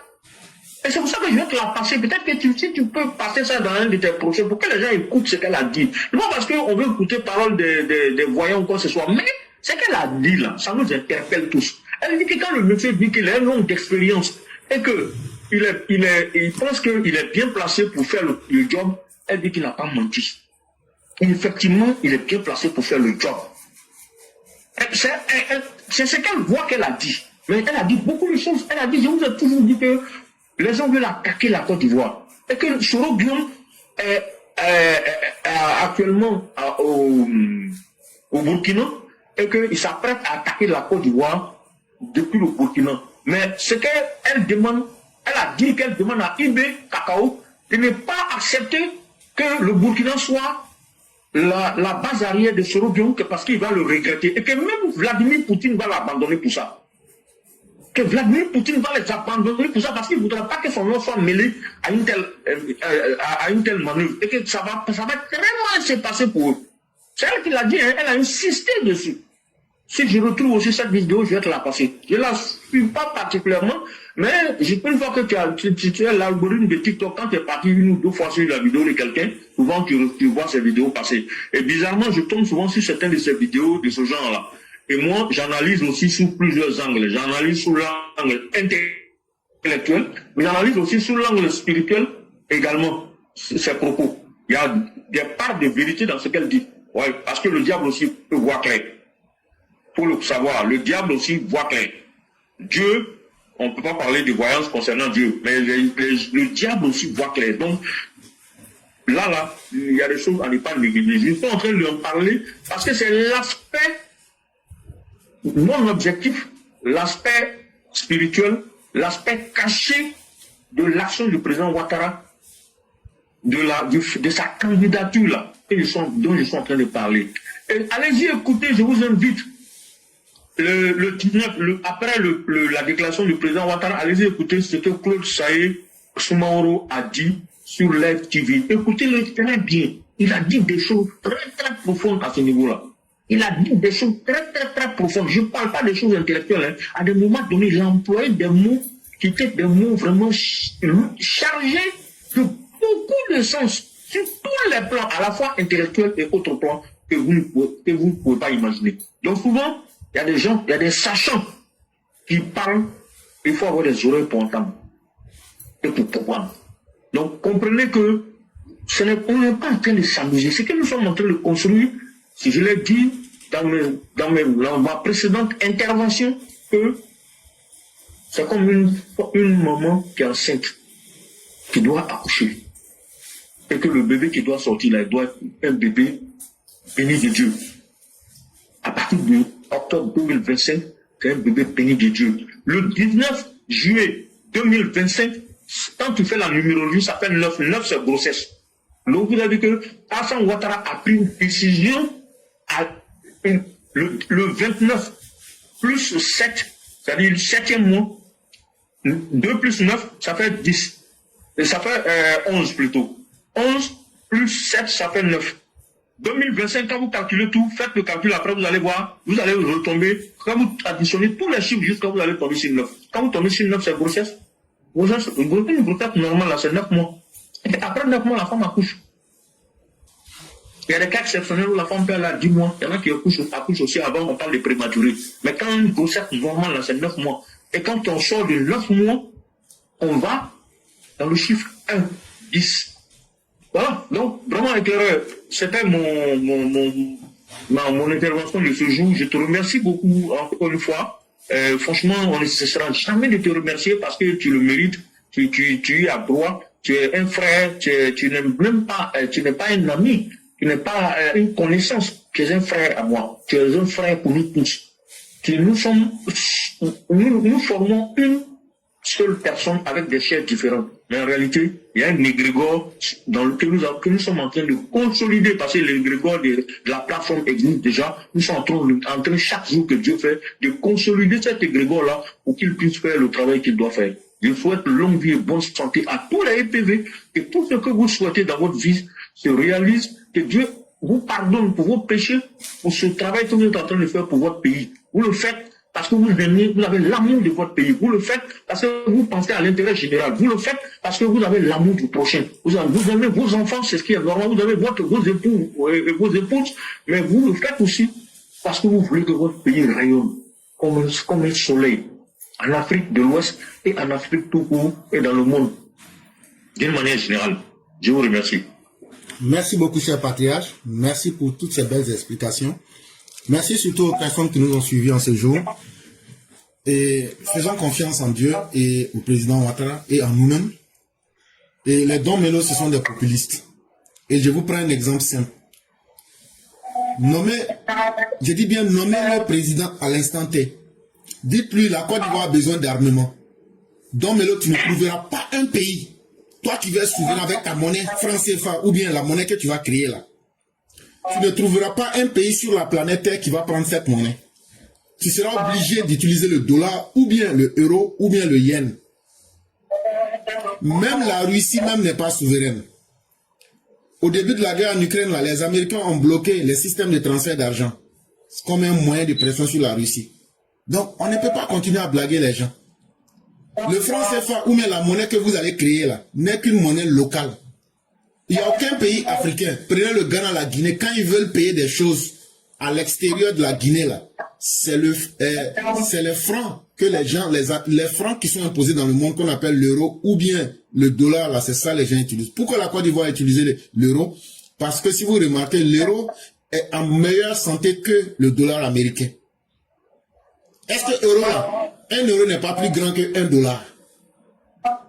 Alors que ce qu'on achète en dollars, là, à cause de la convertibilité du dollar à l'euro, on fait toujours des surplus. Donc, il faut arrêter de mentir aux gens. Même si on prend Gbagbo avec Awa Don Melo, avec tous les opposants, on les nomme présidents. On dit, bon, les Ivoiriens ont besoin d'aller acheter 10 tonnes de riz en Chine. Les Chinois vont jamais prendre franc CFA. Pour dire, bon, voilà ça, on a l'argent en franc CFA, prenez ça. Ils vont dire, on va faire quoi avec ça? Ils vont dire, à l'argent, allez convertir ça en dollars.